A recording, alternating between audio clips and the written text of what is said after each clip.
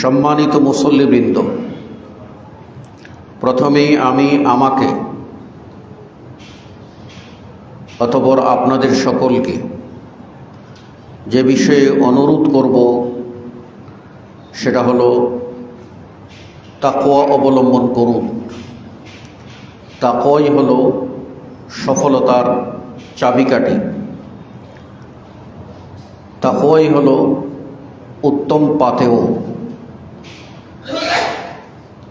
যারা তাকওয়া অবলম্বন করেন তাদেরকে বলা হয় মুত্তাকি। আর মুত্তাকি ব্যক্তিদের আমল আল্লাহ কবুল করবেন এবং তাদের জন্যই আল্লাহ নির্মাণ করেছেন জান্নাত। এই তাকওয়া এর উপদেশ যুগ যুগ ধরে আল্লাহ সুবহানাহু ওয়া তাআলা সকল নবী ও রসুলগণকে দিয়েছেন। নবী ও রসুলগণ শো শো উম্মাহকে দিয়েছেন এবং উম্মতের উলামায়ে কেরাম, সালেফে সালেহীন নিজেকে এবং পরস্পরকে তাকওয়া অবলম্বনের উপদেশ দিতেন। তাকওয়ার সারাংশ হচ্ছে ইমতিসালু আওয়ামিরিল্লাহ, আল্লাহ সুবহানাহু ওয়া তাআলার আদেশসমূহ পালন করা, ও ইজতিনাবু আন নাওয়াহিহি, আল্লাহ যা নিষেধ করেছেন সব নিষিদ্ধ বস্তু পরিহার করা। এটারই নাম প্রকৃতপক্ষে তাকওয়া। রাসূলুল্লাহ সাল্লাল্লাহু আলাইহি ওয়াসাল্লাম হজ ফরজ হওয়ার বাণী নির্দেশনা আল্লাহর তরফ থেকে আসার পরে তার উম্মতকে তিনি নির্দেশনা দিলেন এই মর্মে যে আইয়ুহান নাস قد فرض الله عليكم الحج فحجوا, অবশ্যই আল্লাহ তোমাদের উপরে হজকে ফরজ করেছেন, অতএব তোমরা হজ করো। ফাকাম রাজুল, জনৈক ব্যক্তি দাঁড়িয়ে গেল, দাঁড়িয়ে প্রশ্ন করলেন, আকুল্লা আমিন ইয়া রাসূলুল্লাহ, প্রত্যেক বৎসরই কি হজ করতে হবে? আল্লাহর নবী চুপ থাকলেন, জবাব দিলেন না। পরপর তিনবার প্রশ্ন করা হলো, তিনি চুপ থাকলেন। এরপরে রাসূল সাল্লাল্লাহু আলাইহি ওয়াসাল্লাম যে কথা বললেন, লাউ কুলতু নাম লাউ ওয়াজাবাত মাস্তাতা'তু, যদি আমি হ্যাঁ বলতাম ওই প্রশ্নকারীর জবাবে, তাহলে প্রতি বৎসরই তোমাদের উপরে হজ ফরজ হয়ে যেত, যা তোমরা আদায় করতে সক্ষম হতে না পারতে না। হজ জীবনে একবার ফরজ। তারপর রাসূল সাল্লাল্লাহু আলাইহি ওয়াসাল্লাম বললেন, তোমরা কি জানো বিগত যে ধ্বংস হয়েছে, এই ধ্বংসের কারণ কি জানো? তিনি বললেন যে তোমাদের আগের কওম ধ্বংস হয়েছে মূলত দুটি কারণে। তার একটি হলো ইখতিলাফুহুম আলা আম্বিয়াইহি, তারা তাদের নবীদের ব্যাপারে দ্বিমত পোষণ করেছে, নবীদের আনুগত্য করে নাই, বৈরিতা করেছে, নবীদের সম্মান করে নাই, অপদস্থ করেছে। কোনো কোনো কওম নিজেদের কাছে প্রেরিত নবীকে তাদের দেশ থেকে তাড়িয়ে দিয়েছে, কাউকে তারা হত্যা পর্যন্ত করেছে। এটা ছিল সে জাতির ধ্বংসের অন্যতম কারণ। দ্বিতীয় কারণ ওকাসরাতু সুওয়ালিহিম, তাদের বেশি বেশি করে অযৌক্তিক, অবান্তর, নিষ্প্রয়োজনীয় প্রশ্ন মানে জর্জরিত করা। অহেতুক প্রশ্ন মানুষের মধ্যে বিভ্রান্তি সৃষ্টি করে। এজন্য সহিহ মুসলিমে ওয়াসওয়াসা নামে একটি অধ্যায় আছে। সেখানে রাসূল সাল্লাল্লাহু আলাইহি ওয়াসাল্লাম বলেছেন যে শয়তান তোমাদের কাছে আসবে এবং তোমাদেরকে আল্লাহ সম্পর্কে বিভ্রান্ত করার জন্য অহেতুক প্রশ্ন ছুড়ে দেবে, তোমাদের মনের ভিতরে উদ্রেক সৃষ্টি করবে। সে বলবে এইটা কে তৈরি করেছে, বলে অমুক। তারপর বলবে যে তোমাকে কে তৈরি করেছে, বলে আল্লাহ। তাহলে আল্লাহকে কে তৈরি করেছে? যখনই এইরকম অবান্তর প্রশ্ন ছুড়ে দেবে তখনই তুমি সাবধান হয়ে যাও, অ্যালার্ট হয়ে যাও, সতর্ক হয়ে যাও। তোমার ঈমান ছিনিয়ে নেওয়ার জন্যই এই অবান্তর প্রশ্ন করেছে, তোমার মধ্যে সন্দেহের বাতিক সৃষ্টি করে দেওয়ার জন্য এইরকম প্রশ্ন ছুড়েছে। কাজেই তুমি তখন বলো আমানতু বিল্লাহ, আমি আল্লাহর প্রতি ঈমান এনেছি, আমি কখনো এই বিভ্রান্তিকর প্রশ্নে কোনো বিভ্রান্ত হব না। তুমি বলো লা হাওলা ওয়ালা কুওয়াতা ইল্লা বিল্লাহ, তুমি বলো আউযু বিল্লাহি মিনাশ শাইতানির রাজীম। একাধিক হাদিসের সারাংশ বললাম। এইভাবে বিগত কওমের ধ্বংসের কারণ, নবীদের ব্যাপারে ইখতিলাফ, বর্তমান সমাজে মুসলিম উম্মাহের ধ্বংসের কারণ কি? বর্তমান সমাজের মুসলিম উম্মাহ শ্রেষ্ঠ উম্মাহ। এই উম্মতের যে মর্যাদা আছে সেই মর্যাদা এত মহান, আমরা নিজেরা সেটা ভাবি না। আল্লাহর কাছে সম্মানিত ব্যক্তি, পছন্দের ব্যক্তিদেরকেই আল্লাহ নবুয়ত ও রিসালাতের জন্য নির্বাচন করেছেন। তাদেরকে নবুয়ত ও রিসালাতের দায়িত্ব দিয়ে মণ্ডিত করেছেন। আর এই উম্মতে মুহাম্মাদী, এটা লাস্ট উম্মত। এই উম্মতের উপরে আর কোনো উম্মত থাকবে না, ধ্বংস হয়ে যাবে। সেই উম্মতের জন্য আর কোনো নবী আসবেন না। চূড়ান্ত নবী, বিশ্ব নবী মুহাম্মদুর রাসূলুল্লাহ সাল্লাল্লাহু আলাইহি ওয়াসাল্লাম আমাদের উপরে দায়িত্ব অর্পণ করে গেছেন।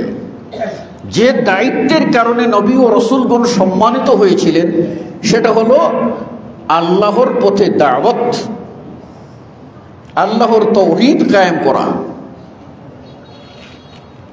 আল্লাহর বিধান ব্যক্তি ব্যষ্টি সামগ্রিক জীবনে বাস্তবায়ন করা। এই দায়িত্ব অর্থাৎ এই দ্বীন প্রচারের যে মহান দায়িত্ব কে পালন করবে? নবী তো আর আসবেন না। আল্লাহ নবী সাল্লাল্লাহু আলাইহি ওয়াসাল্লাম আমাদের উপরে দায়িত্ব দিয়ে গেলেন। আল্লাহ রাব্বুল আলামিন সেটাও নিজে এই দায়িত্ব অর্পণের কথা কোরআনেই উল্লেখ করে বললেন যে আমি দাওয়াত দিই, আদউ ইলাল্লাহ আলা বাসীরাতিন আনা ওয়া মান ইত্তাবা'আনি, আমি দলিল প্রমাণ সহ সুস্পষ্ট পথে দাওয়াত দেই, আমি এবং আমাকে যে অনুসরণ করে সে। এই অনুসারীদের শ্রেষ্ঠ সন্তান হলো উলামায়ে কেরাম। তাদেরকে বলা হয় নবীর ওয়ারিস। কিন্তু ওয়ারিস কিসের উত্তরাধিকার তারা নবীর পেয়েছেন? আল আম্বিয়া লা ইয়ারিসুনা দিনারান ওয়ালা দিরহামা, নবী ও রাসূলগণ দিনার দিরহাম রেখে যান না, সম্পদ বন্টন করে নেবেন। আলেমরা এই সুযোগ নাই। কি আছে? ইন্নামা ইয়ারিসুনাল ইলম, তারা রেখে যান ইলম। এই কোরআন ও সুন্নাহের যে ইলম, এই ইলম যারা গ্রহণ করবে তারাই হবে এই নবীর ওয়ারিস। আর তাদের উপরে বড় দায়িত্ব হলো দ্বীনের দাওয়াত পৌঁছে দেওয়া। এখানে একটি কথা, তারা হলো দলিল প্রমাণ দিয়ে পৌঁছে দেবেন, কিন্তু ইন জেনারেলি রাসূল সাল্লাল্লাহু আলাইহি ওয়াসাল্লাম বলেছেন, রাসূলকে বলতে বলেছেন, বলো মা আনা আলাইহি, আল্লাহ রাসূল সাল্লাল্লাহু আলাইহি ওয়াসাল্লামকে বলতে বলেছেন, বলো আনা ওয়া মান ইত্তাবাআনি, আমি দাওয়াত দেই এবং আমাকে যে অনুসরণ করে। তাহলে এই অনুসরণের সংজ্ঞা থেকে কোনো সাধারণ মুসলিম বাদ যাবে? যাবে না। তাহলে মুসলিম মাত্রই, উম্মতে মুহাম্মদী মাত্রই যারা পড়েছেন আশহাদু আল্লা ইলাহা ইল্লাল্লাহ ওয়া আশহাদু আন্না মুহাম্মাদুর রাসূলুল্লাহ, যারা এই কালিমা পড়ে ইসলামে প্রবেশ করেছেন, তাদের প্রত্যেকের দায়িত্ব হলো রসূলের রেখে যাওয়া আমানতের দায়িত্ব জনগণের কাছে পৌঁছে দেওয়া, অর্থাৎ কোরআন ও সুন্নাহের দাওয়াত জারি রাখা।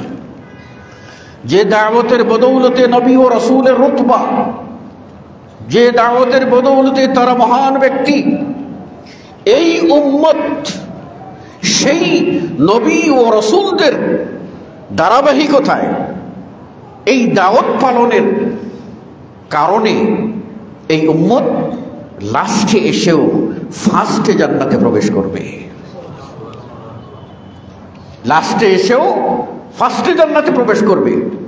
কিন্তু সেই উম্মত যদি আজকে বিভ্রান্ত হয়, সেই উম্মত যদি ফাসাদের মধ্যে পড়ে যায়, বিপর্যয়ের মধ্যে পড়ে যায়, তাহলে তরি তো আর তটে ভিড়বে না, লক্ষ্য তো আর অর্জন হবে না। আজকে উম্মতের মধ্যে অসংখ্য ইখতিলাফ, আকীদাগত দিক থেকেও ইখতিলাফ, ফিকহি মাসলায় ইখতিলাফ, রাজনৈতিক দর্শনের অনুপ্রবেশে ইখতিলাফ, সামাজিক কালচারও বিভিন্ন ইখতিলাফ পরিলক্ষিত হচ্ছে, যার ফলশ্রুতিতে আমাদের শক্তি সেটা ক্রমশ নিস্তেজ হয়ে যাচ্ছে। আল্লাহ রাব্বুল আলামিন কোরআনের তিনি বলছেন, তোমরা ইখতিলাফ করো না। ইখতিলাফ কি করলে কি হবে? ইখতিলাফ কি করলে কি হবে? ফাতাফশাল, তোমরা ব্যর্থ হয়ে যাবে। ওয়া তাযহাবা রিহুকুম, তোমাদের মধ্যে যে অটুট ইমানি শক্তি, সেই ইমানি শক্তির বেলুন ফানুস হয়ে যাবে। তোমাদের সেই অক্ষের অক্সিজেন নষ্ট হয়ে যাবে। ফলে কি হবে? মানুষ বিভ্রান্তির দিকে ছড়বে। আজকের পরিণতি কি? আমরা তাওহীদের বেলায়ও এক হতে পারিনি।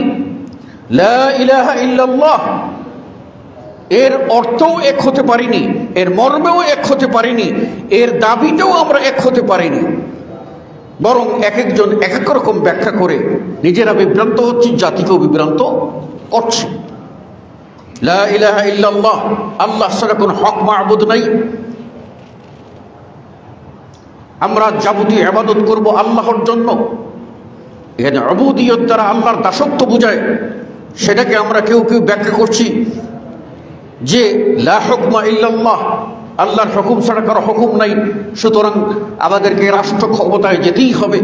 আবার আরেক দল ব্যাখ্যা করছি যে রব বিশ্বাস করলেই হয়ে গেল, আর তার ইবাদতের ভিতরে যা কিছু ঢুকে ঢুকুক, খালি রব বলে বিশ্বাস করলো তাহলেই সে মুক্তি পেয়ে গেল। আর আমাদের বিশ্বাসটা এইরকম যে নড়বড়ে ঈমান, নড়বড়ে ঈমান দিয়ে মুক্তি পাওয়া যাবে না। ঈমান হতে হবে নবী ও রাসূলগণের ঈমান। সেটা যদি হতে পারি তাহলে সাহাবাদের মতো ঈমানদার হতে পারি, তবেই আমাদের ঈমান আমাদেরকে আলোর পথ দেখাবে। নতুবা নড়বড়ে ঈমান দিয়ে আলোর পথ আমরা পাবো না। আমাদের মুসলিমদের ভিতরে কালচার ঢুকেছে, আমরা আমাদের মাবুদের নাম, তার জাতি নাম, তার প্রিন্সিপাল নোট, সেটা হচ্ছে আল্লাহ। সেই আল্লাহ হৃদয়ে হৃদয়ের গভীর থেকে পূর্ণ অনুভূতি সহ আমরা মুসলিমরা আজকে আল্লাহ বলতেও ভয় পাই। আমাদের মুসলিমদের ভিতরে আমরা এমনও আছি যে আমরা নিজেরা বলি, আল্লাহ শিখিয়েছেন তোমরা যখন কোনো কিছু শুরু করবে তখন কি বলবে? বিসমিল্লাহির রহমানির রহিম। কোরআনের একটি আয়াত, এটা কিন্তু কোরআনের আয়াত। ইন্নাহু মিন সুলাইমান ইন্নাহু বিসমিল্লাহির রহমানির রহিম। সেই কোরআনের আয়াত,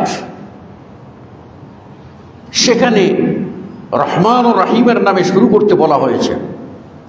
আমরা যখন কোনো কিছু করি মুসলিম হয়ে আল্লাহর নামে শুরু করলাম, সেটা বলতে ভয় পাই।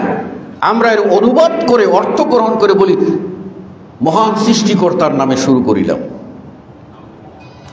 মহান সৃষ্টিকর্তা আল্লাহ, এই শব্দটা বলতে, এই ইসিমটা বলতে আমরা ভয় পাই। কিসের মুসলিম? আমরা মুসলিম, আমরা নিজেরাই বলি উপরওয়ালা দেখতেছে। উপরওয়ালা কে? কে উপরওয়ালা? তিনি হলেন আল্লাহ। আমি নিজেকে উপরওয়ালা বলে বলবো কেন? আমি কি বলতে পারি না আমার আল্লাহ? কারা বলে? আমরা ভারতীয় সংস্কৃতির আগ্রাসে আমাদের ঈমান আকীদাকেও বিক্রি করে দিয়েছি এবং অপসংস্কৃতির শব্দগুলি আমরা নিজেরা অহরহ ব্যবহার করে চলছি। ওরাও বলে উপরওয়ালা দেখতেছে, আমরাও বলি উপরওয়ালা দেখতেছে। আমরা নিজেরাই মুসলিমরা বলি গড যাই, ঈশ্বর তাই, রামও তাই, হরে কৃষ্ণ তাই, জয় শ্রীরামও তাই। এটা যদি আমরা বলি এক, তাহলে কি হলো? মুসলিমটা কি সেটা বলতে পারে? মুসলিমটা সেটা বলতে পারে না। কেন সেটা বলছে? আজকে মুসলিমরা আল্লাহর উপর তাওয়াক্কুল করতে পারতেছে না। তাওয়াক্কুলে পা পিছলে যায়, ভরসা নাই। ভরসা কিরকম? আল্লাহ তো আছেই, ঠেকায় বললে আল্লাহ আছে, না হলে নাই, নাকি? নাউযু বিল্লাহি মিন যালিক। আমি কথা প্রায়ই বলি বোঝার জন্য, এবং বাস্তবে আমি তার জ্বলন্ত সাক্ষী, যে ভূমিকম্পের পরের দিন ক্ষৌরকর্মের জন্য এক সেলুনে ঢুকলাম হঠাৎ করে। সেই সেলুনের নাম আর খেয়াল করিনি, ভিতরে গিয়ে দেখি শ্রী শ্রী মা হেয়ার কাটিং, কর্মচারীও তাই। তো ওর মধ্যে একে অন্যে কর্মচারীরা আলোচনা করতেছে গত রাতের কি নিয়ে, ওই যে ভূমিকম্প হয়েছিল ওই ভূমিকম্প নিয়ে। বলছে দোতলায় ছিলাম, যখন বিল্ডিংটা কেঁপে উঠল তখন দৌড় দিয়ে চাবি রাখছি, দরজা খুলে বেরিয়ে পড়ব, জীবনটা তো বাঁচবে, রাস্তায় নামি। এখন চাবি আর খুঁজে পাই না। অনেক সময় এরকম হয় না, জরুরি সময়ে নিজেই নিজের কলম রেখে খুঁজে পাওয়া যায় না, চশমা খুঁজে পাওয়া যায় না, চাবি খুঁজে পাওয়া যায় না, ওর চাবি খুঁজে পাচ্ছে না। তো বলছে আমি নির্ঘাত এই বিল্ডিংটা ধসে পড়বে আর এখনই পড়বো। তখন আমি বললাম আল্লাহ তুমি বাঁচাও। পাশেরটা বলছে এই অমুকের জাদা, তুই কি রাম রাম বলে ধোয়াই দিতে পারলি না? তো বলছে ওই ছেলেটা জবাব দিচ্ছে আরে রাখো তোমার রাম, এই যেই ভূমিকম্প দিছে ওইটা আল্লাহ ছাড়া কেউ রক্ষা করতে পারবে না। তাহলে আমাদের বিশ্বাসটা এইরকম হয়ে গেল, যখন বিপদে পড়ব আল্লাহ ছাড়া কোনো গতি নাই, আর যখন আমার পকেটে টাকা থাকবে হামচনি দিগার নেস্ট, আমার চেয়ে বড় কেউ নাই, মাইট ইজ রাইট। এইরকম চেতনা আমাদের ভিতরে ঢুকে গেছে। আমরা নিজেরা আল্লাহর উপর ভরসা ভুলে গেছি, অথচ আল্লাহ রাব্বুল আলামিন বলছেন ওয়া আলাল্লাহি ফালিয়াতাওয়াক্কালিল মুমিনুন, আল্লাহর উপরে ঈমানদাররাই তাওয়াক্কুল করে। ওয়া আলাল্লাহি ফালিয়াতাওয়াক্কালিল মুতাওয়াক্কিলুন, যারা প্রকৃত ভরসা করেওয়ালা তারা আল্লাহর উপরেই ভরসা করে। আল্লাহ রাসূল সাল্লাল্লাহু আলাইহি ওয়াসাল্লাম বলছেন লাউ আনতুম তাওয়াক্কালুনা আলাল্লাহি হাক্কা তাওয়াক্কুলিহি, তোমরা যদি আল্লাহর উপরে যথাযথ যেভাবে তাওয়াক্কুল করার কথা সেই রকম তাওয়াক্কুল করতে, লা রুজিকতুম কামা তুরজাকুত তুয়ুর, পাখিদেরকে যেভাবে রিজেক্ট দেওয়া হয় তোমাদেরকেও সেইভাবে রিজেক্ট দেওয়া হতো। তাকদু হিমাসান ওয়া তারাহু বিতানা, পাখিরা সকালবেলা বাসা থেকে খালি পেট বের হয়, তাদের ক্ষেত নাই, তাদের ফ্যাক্টরি নাই, মেল ইন্ডাস্ট্রি নাই, চাকরি নাই, কিচ্ছু নাই, খালি পেটে বের হয়। ও তারাহু বিতানা, আর বিকালবেলা তাদের বাসায় ফিরে আসে, তাদের নীলে ফিরে আসে, তারা পেট ভরে। কে দেয়? মহান আল্লাহ। আমাদের বিশ্বাসটা হলো যে আমরাই সবই করব, আল্লাহ রাব্বুল আলামিনের বিশ্বাসটা হলো পরে। আমরা নিজেরাই প্রোটেকশন দেব, আল্লাহ রাব্বুল আলামিনের প্রতি তাওয়াক্কুলটা হলো পরে। এই যে আমাদের ঈমানের অবস্থা, আমরা নিজেরা ঈমানের দিক থেকে এত দুর্বল যে আমরা আল্লাহর আদেশ সমূহ পালন করব, এই আদেশ সমূহ পালন করার ক্ষেত্রে উদাসীন। আল্লাহ যা করতে বলেছেন তা কিন্তু আমরা ঠিক মতো করি না। আল্লাহ যা নিষেধ করেছেন সেই নিষিদ্ধ বিষয়সমূহ ছাড়ি না, বরং বেশিরভাগই করি।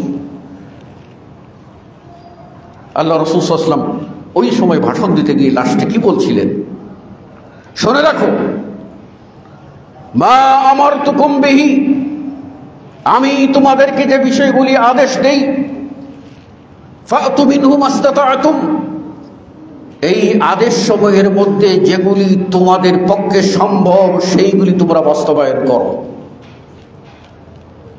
তাহলে আল্লাহ রাসূল সাল্লাল্লাহু আলাইহি ওয়াসাল্লাম বলেন নাই অসম্ভবটাকেও সম্ভব করতে হবে, এটা বলেন নাই। সম্ভব, আল্লাহর আদেশ যেটুকু পালন করা আপনার পক্ষে সম্ভব, সেই সম্ভবটুকু আপনি পালন করুন। আল্লাহ রাসূল সাল্লাল্লাহু আলাইহি ওয়াসাল্লাম লেবাসে ভদ্র ছিলেন, আপনি ভদ্র হন। আল্লাহ রাসূল সাল্লাল্লাহু আলাইহি ওয়াসাল্লাম তিনি টাকনার নিচে কাপড় পরেন নাই, বরং পরাকে তিনি জাহান্নামে যাওয়ার কারণ বলেছেন, ওটা আপনি করুন। পুরুষেরা পুরুষের পোশাক পরুক, নারীরা নারীদের পোশাক পরুক। পুরুষরা কেন নারীদের পোশাক পরবে, কেন হাতে বালা পরবে, কেন গলায় চেইন পরবে, কেন স্বর্ণ ব্যবহার করবে, কেন তারা সিল্কের পোশাক পরিধান করবে, রেশমি পোশাক পুরুষরা কেন পরিধান করবে, পুরুষরা কেন নারীদের সাদৃশ্যশীল পোশাক পরিধান করবে, কেন নারীরা পুরুষের মতো বেহায়া হয়ে যাবে, পুরুষদের মতো তারা নিজেরা পর্দা মানবে না, নিয়ম নীতি মানবে না, তারা ইউরোপ আমেরিকার স্টাইলে তাদের লাইফস্টাইলকে তারা সেইভাবে সাজাবে। ওরা কারা? ওরা কারা? ওরা আমাদের মেয়ে, আমাদের বোন, আমাদের স্ত্রী, আমাদের মা। এটা অন্য জগৎ থেকে উড়ে এসে জুড়ে বসে নাই যে সে সমস্ত আমি বাবা হয়ে আমার মেয়েকে নিয়ে আমি কি নাচ গানের আড্ডায় যেতে পারি, আমি বাবা হয়ে আমি আরেকজন মেয়ের অভদ্র পোশাক আমার মধ্যে খারাপ লাগে, আমার মেয়ে অভদ্র পোশাক পরে বের হয়, সেটা কি আমার খারাপ লাগে না? কার সাহসে, কার কোথায় আজকে এই সমস্ত ফাসাদ ও বিপর্যয়গুলি আমাদের সমাজে ঘুরে বেড়াচ্ছে। আল্লাহ রাসূল সাল্লাল্লাহু আলাইহি ওয়াসাল্লাম বলছেন, ওমা নাহাইতুকুম আনহু ফান্তাহু, আমি যেসব বিষয় নিষেধ করেছি সেগুলি থেকে তোমরা বিরত থাকো। নিষিদ্ধ বস্তুর বিরত থাকার ব্যাপারে কোনো কন্ডিশন নাই, পারবো না এই ধরনের কোনো সুযোগ নাই, অবশ্যই পারতে হবে। এজন্য আল্লাহ রাব্বুল আলামিনকে বান্দা ইবাদতের মাধ্যমে যতটুকু খুশি করবে তার চেয়ে বেশি খুশি হবে বান্দা যদি অন্যায় থেকে বিরত থাকে। আপনার প্রতিবেশী আপনি ভালো চান, কিরকম প্রতিবেশী চান? ও আপনার পদ্মার ইলিশ আনলে আপনাকে অর্ধেকটা দিয়ে দেবে, বাজার থেকে গরুর গোশত 10 কেজি কিনলে 5 কেজি আপনাকে দিয়ে দেবে, ও পরিবারে 2টা শাড়ি কিনলে একটা আপনার বাড়িতে পাঠিয়ে দেবে, ও যদি একটা বিল্ডিং করে তো আরেকটা বিল্ডিং আপনার নামে বাড়িয়ে দেবে। এইরকম প্রতিবেশী কি আপনি চান? এটা কি সম্ভব? অসম্ভব। আপনি কি ধরনের প্রতিবেশী চান? আপনি চান এমন প্রতিবেশী যে প্রতিবেশী আপনাকে কিছু দেখ আর না দেখ অন্তত আপনার কোনো অনিষ্ট করে না, আপনার কোনো ক্ষতি করে না, আপনার কোনো ক্ষতি করে না, সেই রকম নিরাপদ প্রতিবেশী আপনি চান। এই জন্য আরবিতে একটা প্রবাদ আছে যে উত্তমুল জার কাবলাদ দার ও রফিক ও কাবলাদ তরিক, ঘর বানাবার আগে প্রতিবেশী দেখে নাও, আর সঙ্গী বানাবার সফরে সঙ্গী বানাবার সময় সেই সঙ্গীটাও যাচাই করে নাও। আপনাকে দে প্রতিবেশী, কিন্তু ওর কলা খেয়ে ছোলাটা আপনার দরজায় ফেলে, ডেইলি যে সমস্ত ময়লা হয় সেটা আপনার জানালার কাছে ফেলে, দুর্গন্ধ পচা জিনিসটা সেটা আপনার রান্নাঘরের পাশে ফেলে। এটা কি ভালো? এটা আপনি সহ্য করতে পারবেন না।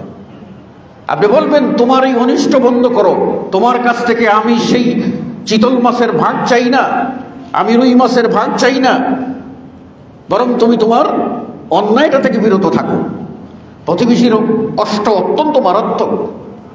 আল্লাহ নবী সাল্লাল্লাহু আলাইহি ওয়াসাল্লামের কাছে এক সাহাবী এসে বললেন, ইয়া রাসূলুল্লাহ, আমার প্রতিবেশী আমাকে জ্বালায়, ওর জ্বালায় আর থাকতে পারতেছি না। আল্লাহ নবী সাল্লাল্লাহু আলাইহি ওয়াসাল্লাম বললেন, উপদেশ দিলেন, লোকটা ফিরে গেল, সবর করতে বললেন, ফিরে গেল। একাধিকবার নালিশ করার পরেও ওর প্রতিবেশীর যন্ত্রণা সহ্য হয়নি। তিনি এসে আল্লাহ রাসূল সাল্লাল্লাহু আলাইহি ওয়াসাল্লামের কাছে লাস্টে বলেন, ইয়া রাসূলুল্লাহ, আর পারতেছি না। তখন আল্লাহ রাসূল সাল্লাল্লাহু আলাইহি ওয়াসাল্লাম বললেন, তোমার হাঁড়ি পাতিল যা কিছু আছে, বিছানাপত্র, সবগুলি গুটিয়ে রাস্তার পাশে গিয়ে দাঁড়িয়ে থাকো। মর্মটা কি? আল্লাহ রাসূল সাল্লাল্লাহু আলাইহি ওয়াসাল্লাম তিনি ভালো জানেন। লোকটা তাই করলো। আমরা হলে প্রশ্ন করতাম, ইয়া রাসূলুল্লাহ, রাস্তার সামনে দাঁড়াইলে কি হইব? মানুষে আমারে ফকির কইব, মিসকিন কইব, আমি খান, আমি বাহাদুর, আমি পাঠান, আমি চৌধুরী, আমি মোড়ল, আমার তো ইজ্জত চলে যাবে। আল্লাহ রাসূল সাল্লাল্লাহু আলাইহি ওয়াসাল্লাম বলেছেন, সাহাবী চলে গেছেন। এখন রাস্তা দিয়ে যেই যায় জিজ্ঞেস করে, ভাই আপনি রাস্তায় দাঁড়িয়ে আছেন কেন? কি হয়েছে? এই হাঁড়ি পাতিল সহ রাস্তায় কেন? বলে, ভাই প্রতিবেশীর জ্বালায় ঘরেই থাকতে পারি না, এই জন্য বের হয়ে আসছে। তখন বলে, ওই যেই লোকটা বলে, আল্লাহ ওর প্রতি লানত করুক, যে আপনার জ্বালায় যন্ত্রণা দেয় ওর প্রতি আল্লাহ লানত। ওই লোক চলে গেল। আরেকজন আসে, সেও বলে, কি হলো ভাই? বলে, এই ঘটনা। বলে, ওর প্রতি আল্লাহ লানত। আরেকজন আসে, দেখলো যে খালি লানতের পাল্লা ভারী হচ্ছে। তখন ওই প্রতিবেশী দৌড়ে এসে জড়িয়ে ধরে বলল, ভাই আর লানতের দরকার নাই, আর গজব চাই না, তুমি উঠো, তোমার সব জিনিসপত্র নিয়ে নিরাপদে তোমার বাসায় বসবাস করো, আমি ওয়াদা করলাম আর তোমাকে কষ্ট দেব না। আমাদের সমাজ আপনাকে কষ্ট দেবে। এটা হচ্ছে যে এই আল্লাহর আদেশ যা পালন করুন করুন, নিষেধে জড়াবেন না। নিষেধে জড়ালেই আপনি সর্বনাশ। আপনি অন্যের উপকার করতে পারুন আর না পারুন, ওর রাস্তাটা কেটে দেবেন না। আমাদের সমাজে এমন নালিশ আমাদের কাছে আসে যে আপন ভাই আরেকজন, তার ভাই একটু দরিদ্র, 19-20 তো থাকেই, সে ভাইকে টিউবওয়েলের পানি দেয় না। রাস্তা দিয়ে যাবে, রাস্তায় কাঁটা দিয়ে বেড়া দিয়ে দিয়েছে, পার হতে দেয় না। তাহলে ওরা কি মুসলিম, কি মানুষ? আমি বলি আমরা মুসলিম, আমাদের ভিতরে প্রকৃত ইসলাম নাই। আমরা মানুষ, আমাদের ভিতরে প্রকৃত মনুষ্যত্ব নাই। এই অবস্থায় আমরা পড়েছি। নিষিদ্ধ বস্তুসমূহ আমাদের বেশি আকর্ষণীয়, এই জন্য আমরা গড্ডালিকায় গা ভাসিয়ে চলেছি। এটার পরিণতি যে কি দাঁড়াবে এটা কি আমরা জানি না? আল্লাহর হুকুম পালন করা, যেরকম যেমন আল্লাহ রাব্বুল আলামিন মদকে হারাম করেছেন, নিশাজাত দ্রব্যকে হারাম করেছেন, এটা নিষেধ। ওই নিষেধটা না মেনে ওই হারামে জড়িয়ে যাওয়া হলো আল্লাহর নাফরমানি। আল্লাহ রাব্বুল আলামিন 5 ওয়াক্ত সালাত ফরজ করেছেন, এটা আদেশ। এ আদেশ অমান্য করে সালাত ছেড়ে দেওয়াও হলো আল্লাহর নাফরমানি। তাহলে আমরা মানুষ যদি হতে চাই, তাহলে আমাদের কি অবস্থা হবে? আমাদেরকে অবশ্যই সাধ্যমতো আল্লাহর আদেশ পালন করতে হবে এবং আল্লাহ যা নিষেধ করেছেন তা আমাদের বর্জন করতে হবে। সমস্যা হলো যে আমরা দুনিয়ার পিছনে এমনটা লেগেছি যে আল্লাহর আদেশের চেয়ে মনের আদেশকে, নফসের গোলামিকে অগ্রাধিকার দিচ্ছি। আল্লাহ রাব্বুল আলামিন পছন্দ করেন না সেই কাজটা আমি করছি আমার মনের পছন্দকে অগ্রাধিকার দেওয়ার জন্য, আমার পরিবারের পছন্দকে অগ্রাধিকার দেওয়ার জন্য, আমার স্ত্রীর পছন্দকে অগ্রাধিকার দেওয়ার জন্য, আমার শ্বশুর শাশুড়ির পছন্দকে অগ্রাধিকার দেওয়ার জন্য আমরা সেটা করছি। এটা যদি আমরা করে থাকি তাহলে কি হবে? এই মানুষগুলি আল্লাহর গোলাম বলা যাবে না। আল্লাহর ভাষায় এই মানুষগুলিকে নফসের গোলাম বলতে হবে। আফরাআইতা মান ইত্তাখাযা ইলাহাহু হাওয়াহ, আল্লাহ কোরআনে বলছেন তুমি কি দেখেছো ওই মানুষটার প্রতি যে মানুষ তার প্রবৃত্তিকে, নফসকে ইলাহ বানিয়ে নিয়েছে আল্লাহকে বাদ দিয়ে? আল্লাহকে বাদ দিয়ে ইলাহ বানিয়ে নিয়েছে তার নফসকে। তার নফস বলছে মিথ্যা বলতেই হবে, সে মিথ্যা বলেই চলেছে। তার নফস বলতে গেছে তাকে ক্লিন শেভ করতে হবে, করতেই হবে। তার নফস বলছে সে টাকনার নিচে প্যান্ট পরবে, লঙ্গি পরবে, বাহাদুরি দেখাবে, করতেই হবে। তার নফস বলছে বিড়ি সিগারেট খাবে, হেরোইন, গাঁজা, ইয়াবা সব করে খাবে, সে করতেই থাকবে। এটা হচ্ছে তার নফসের গোলাম, নফসের গোলামি। আমরা যেখানেই বাস করি না কেন সেখানেই একটা দেশ আছে, সেই দেশের একটা আইন আছে। আইন যারা বাস্তবায়ন করে তারা দেখা যায় কোনো ব্যক্তিকে যদি ধরতে চায় তারা অবশ্যই ধরতে পারে, আর ধরতে না চাইলে কোথাও পাওয়া যাচ্ছে না টাল বাহানা ঠিকই করে। তারা যদি আজকে এই ধরনের মাদকের যে অবাধ কোত্থেকে আসে, কোত্থেকে আসে? আপনি বর্ডার ক্রস করবেন আপনাকে ধরে ফেলবে, আপনি ওই বর্ডার ক্রস করবেন ধরে ফেলবে, ওপারে যান ধরে ফেলবে, ওপার থেকে আসেন ধরে ফেলবে।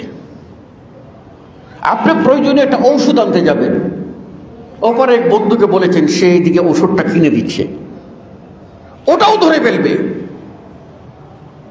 আর একজন একটা গরু আনতেছে বা ঘাস কাটতেছে, ওকেও ধরে ফেলে। কিন্তু মাদকের চালান আসে, সেগুলিকে ধরতে পারে না। কেন ধরতে পারে না? যারাই রক্ষক তারাই ভক্ষক।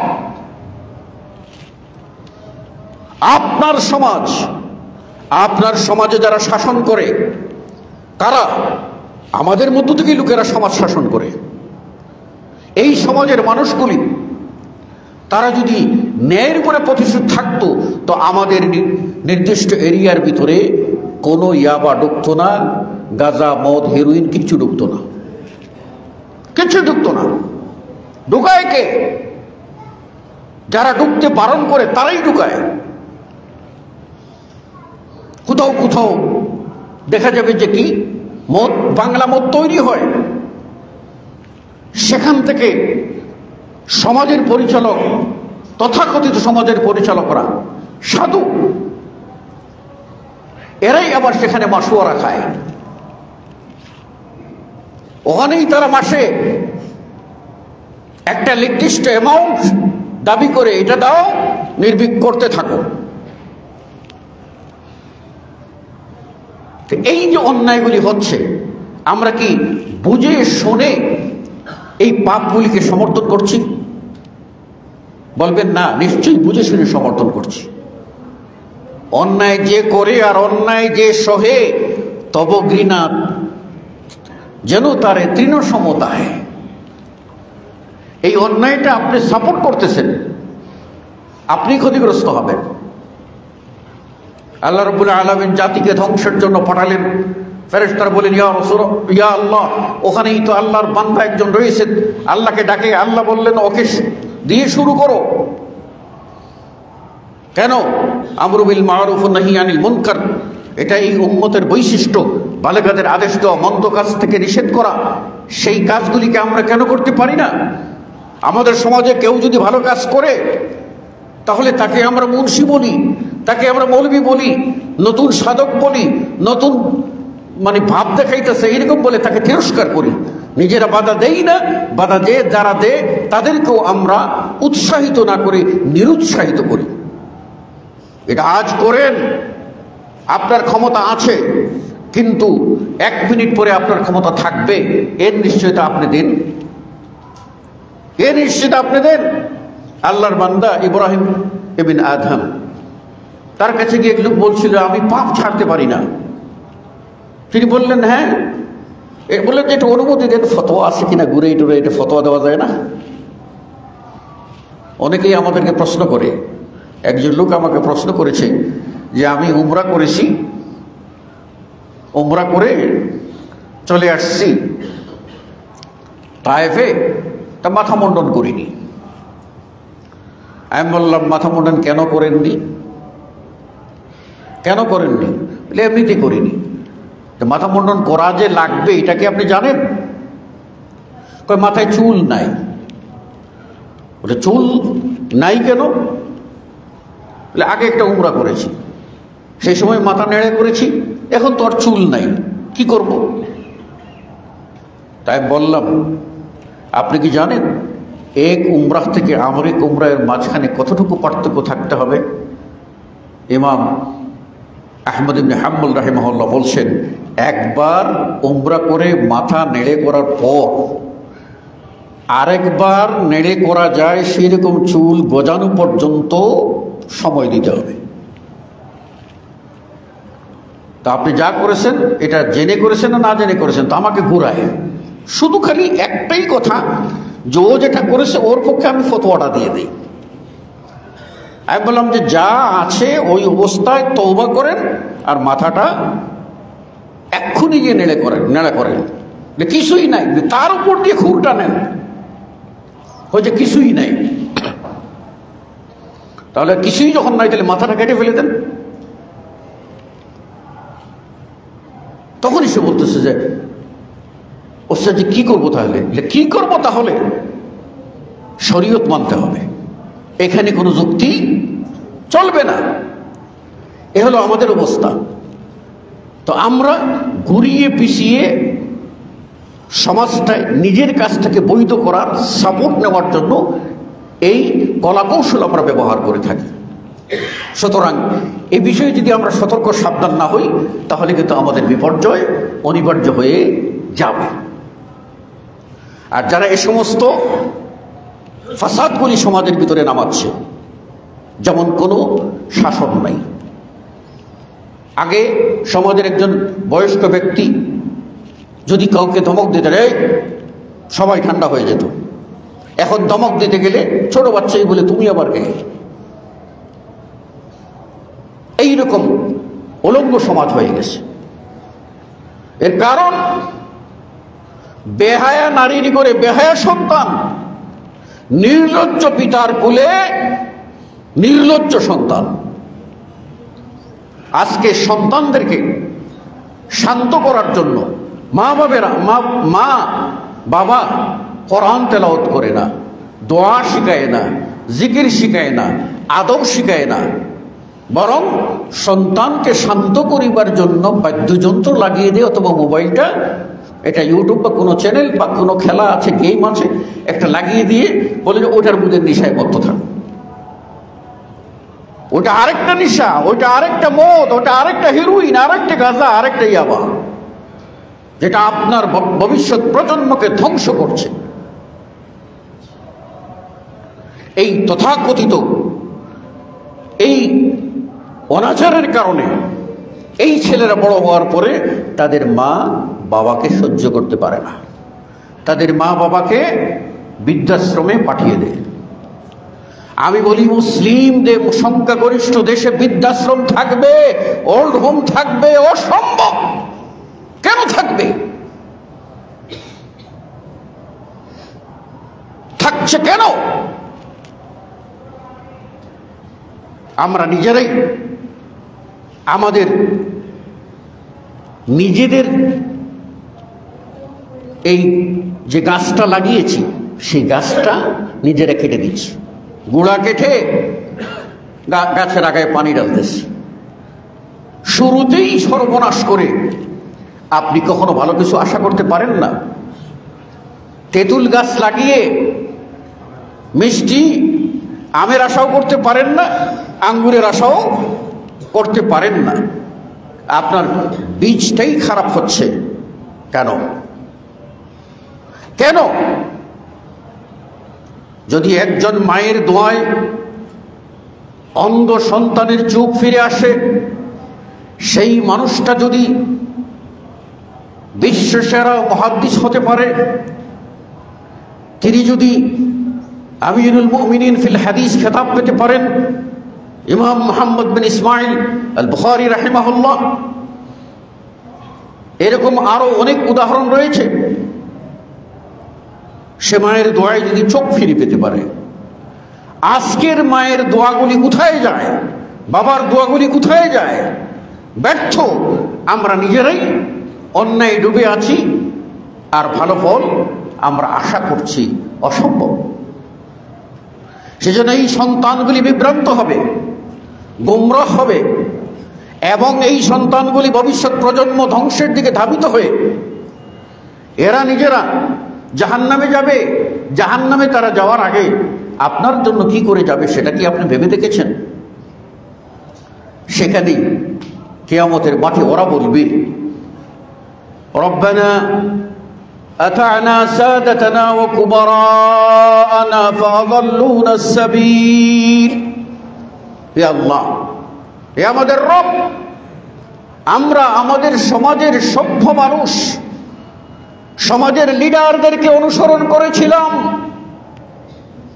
ফাআযাল্লুনা আস-সাবিল, তারা আমাদেরকে পথ ভ্রষ্ট করেছে, গুমরাহ করেছে, তারা আমাদেরকে গুমরাহ করেছে। তারা আফসোস করে বলবে, ইয়া লাইতানা আতা'না আল্লাহ ওয়া আতা'না আর-রাসূল। আহা, আহারে পোড়া কপাল, আমরা কেন আল্লাহর আনুগত্য করলাম না, রাসূলের আনুগত্য করলাম না? কেন করলাম না? আল্লাহর আনুগত্য করলে, রাসূলের কথা মতো চললে আজ এই বিপদে পড়তে হতো না। আল্লাহর কথা মানি নাই, রাসূলের কথা মানি নাই, গড্ডা লেগে গা ভাসিয়েছি, এবং আমরা সেই পাপাচারে লিপ্ত হয়েছি সমাজের তথাকথিত ব্যক্তিদের অনুসরণ করে। তারাই তো আমাদেরকে লাঠি ধরতে বলেছে, সমাজে লাঠি ধরেছি। তারাই তো পিস্তল ধরতে বলেছে, পিস্তল ধরেছি। তারাই তো বলেছে তাদের জন্য অবৈধ নারী সাপ্লাই দিতে হবে, আমরা দিয়েছি। তারাই বলছে ইয়াবার চালান অমুক জায়গা থেকে আসবে, ছুটিয়ে আনতে হবে, আমরা ঝাঁপিয়ে পড়েছি। এই অন্যায়গুলি আমরা করেছি। আমরা যদি নিজেদের ব্যক্তিত্বটা বুঝতাম যে আমি মানুষ, আমি ডাল ভাত খাই আর যা খাই, আমাকে একদিন মরতেই হবে, সে সময় কি আমার কবরে ওই লিডার যাবে? আমি যার যার অনুসরণ করে বিভক্ত হয়েছি, ওরা কি আমার বিপদের সময় যখন আমাকে অন্যায়ের কারণে দুনিয়ার আদালতে পুলিশ ধরে নেবে, হ্যান্ডকাপ লাগাবে, তখন কি ওরা এসে নিজেদের হাত পাতে বলবে আমাকে হ্যান্ডকাপ লাগাও? আমার সেই অনুসারী, সে আমার কথা মতো উঠতো বসতো, তাকে ছেড়ে দাও। সেটা কি তারা কখনো করবে? কখনো করবে না। যারা ডাকাতি করে ডাকাত, তারা কিন্তু তাদের নিজেদের সাথীকে বাঁচায়, আবার নিজের সাথীকে তারা মারে। দেখবে সাথী ধরা পড়ে যাচ্ছে, সব বলে দেবে, তারাই নিজেরা নিজেদের পিস্তল দিয়ে ওকে শেষ করে দেয়। ও যেন ধরা পড়ে মরা অবস্থায় আমাদের নাম যেন না বলতে পারে। এটাই তো দুস্থ, এটাই তো নেতা। এদের অনুসরণ করছেন আপনি, আর এদের অনুসরণ করার কারণে কি অবস্থা হচ্ছে? একদিন আফসোস করবেন, চিৎকার করবেন, কোনো লাভ হবে না। বিপদে ওরা পড়বে, পড়ার পরে ওরাই তখন রাজসাক্ষী হবে আপনার বিরুদ্ধে। আপনি খবর পাচ্ছেন না? ওরাই রাজসাক্ষী হবে আপনার বিরুদ্ধে। তারাই কিয়ামতের মাঠে আল্লাহকে বলবে, রব্বানা আতিহিম মুযআফাইন মিনাল আযাব। আল্লাহ, ওরা আমাদের গোমরা করেছে, ওই লিডারগুলিকে দ্বিগুণ শাস্তি দাও, ডাবল শাস্তি দাও। আমাদের যা দিচ্ছ তার দ্বিগুণ শাস্তি দাও। ওয়ালআনহুম লা'নান কাবীরা, তাদের প্রতি তোমার বড় লানত, বড় অভিশাপ তুমি ঠেলে দাও। অত্যন্ত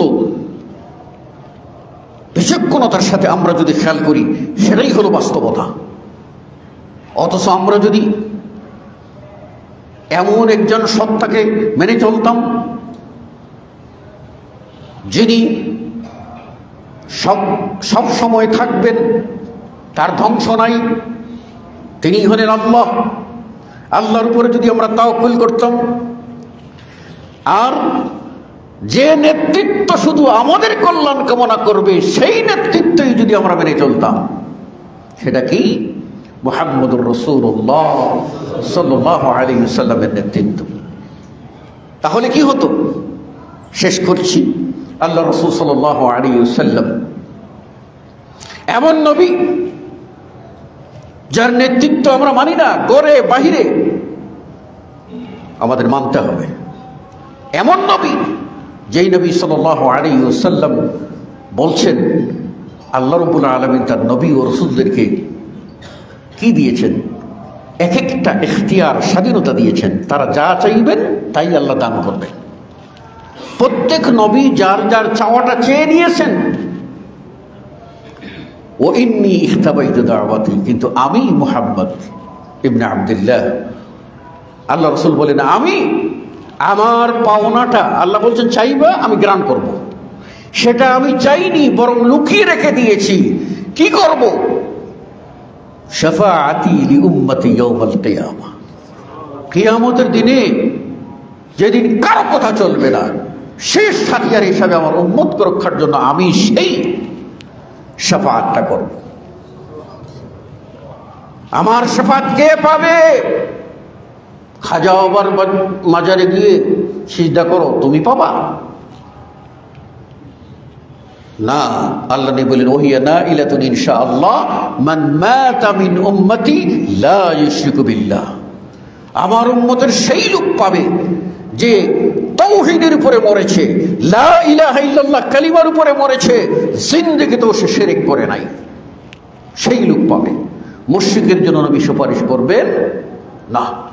অতএব যার সুপারিশ পেয়ে জান্নাতের দরজা খোলা হবে, যার সুপারিশ পেয়ে হাউজে কাউসারের পানি পান করা হবে, যার সুপারিশ পেয়ে আপনি জান্নাতে ঢুকবেন, জান্নাতে আপনার মর্যাদা বৃদ্ধির জন্য সুপারিশ করা হবে, জাহান্নাম থেকে বের করে আনার জন্য সুপারিশ করা হবে, সেই নবী মুহাম্মদ সাল্লাল্লাহু আলাইহি ওয়াসাল্লামের ইত্তেবা না করে আমি যদি যার তার অনুসরণ করি তাহলে কিসের মুসলিম আমি? ও যা আমি তুম হো মুসলমান তু তমদ্দন মে হনুদ। কাজেই আমাদেরকে সাবধান ও সতর্ক হয়ে সামাজিক জীবনে ইসলামকে বাস্তবায়ন যদি আমরা করি, কোরআন সুন্নাহকে বাস্তবায়ন যদি করি, আমরা যদি যারা আহলুল হাদিস হতে পারি, তাহলে ইহকালে আমরা মুক্তি পাবো, পরকালেও মুক্তি পাবো। ইহকালে যাতনা আসলে পরকালের মুক্তি ঠেকাবার ক্ষমতা কারোর নাই। সফলতা আল্লাহর হাতে, বিজয় আল্লাহর হাতে। কাজেই তিনি তার কাছে চাই আল্লাহ রাব্বুল আলামিন আমাদেরকে আল্লাহ রাব্বুল আলামিন হেদায়েত করুন, আমাদের সকলকে কল্যাণের প্রতি পরিচালনা করুন এবং সমাজের এই অসঙ্গতিগুলি দূর করার ক্ষেত্রে আমরা যেন গুরুত্বপূর্ণ ভূমিকা রাখতে পারি, সে দায়িত্ব পালনে আমাদেরকে তৌফিক দান করুন। আমিন। আকুলু কওলি হাযা আস্তাগফিরুল্লাহ লি ওয়া লাকুম ওয়া লিসাইরিল মুসলিমিন। বারাকাল্লাহু লানা ওয়া লাকুম ফিল কুরআনিল আযীম ওয়া নাফা'নি ওয়া ইয়্যাকুম বিল আয়াতি ওয়া যিকরিল হাকীম। ইন্নাহু তাআলা জাওয়াদুন কারীম মালিকুর রাউফুর রহিম ফাস্তাগফিরুহু মিন কুল্লি যামবিন ইন্নাহু হুয়াল গফুরুর রহিম।